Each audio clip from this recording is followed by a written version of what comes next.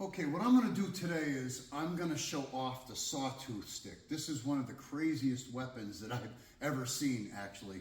And in the TFW collection, it's probably one of the craziest ones we own. Because if you hit with a sword, you cut the arm off or you cut him, you kill him instantly.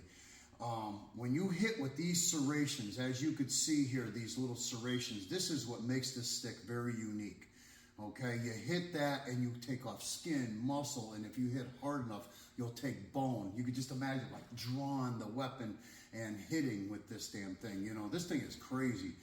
Okay, you can see the pointed end on the other side, so you could actually use the butt end. So if I'm in here, I could use this part. I could also use it for grappling, which I'll give a demonstration of that too, just so you can see. Okay, just so you can see how it's used.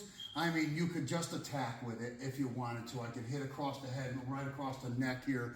That's, if I hit across here and I rip, that's gonna take big hunk of skin and arteries and everything else right out of there, okay? So if he comes in, whether it's a knife or a stick, okay, it doesn't matter. If you have this, you're all set, okay? So you can see, I'm gonna do a slow motion, obviously.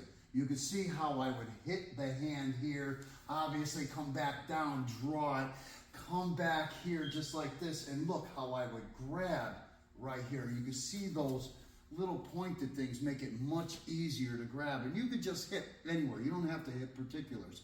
Right across the skull, and you just rip this right through. You're gonna take pieces of that skull right out. Okay, this is a very violent weapon.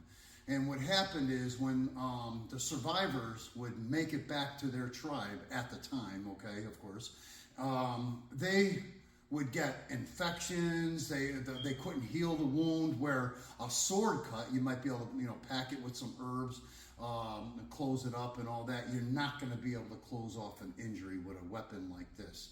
This is sick. So that's what caused a lot of fear in other tribes when they had this kind of weapon. It just made them so, they're saying, I don't want to go out there and get hit with that thing, okay? Or they just didn't understand it. A lot of islands, island cultures actually have this kind of weapon. They used to be made with teeth on the end. When steel came into play, they actually did more than that. They made it like this and just made it so it's harder. And the teeth would break off of the old kind of weapon during battles. This will never break. So if you want something like this, get it on the TFW website, traditionalfilipinoweapons.com.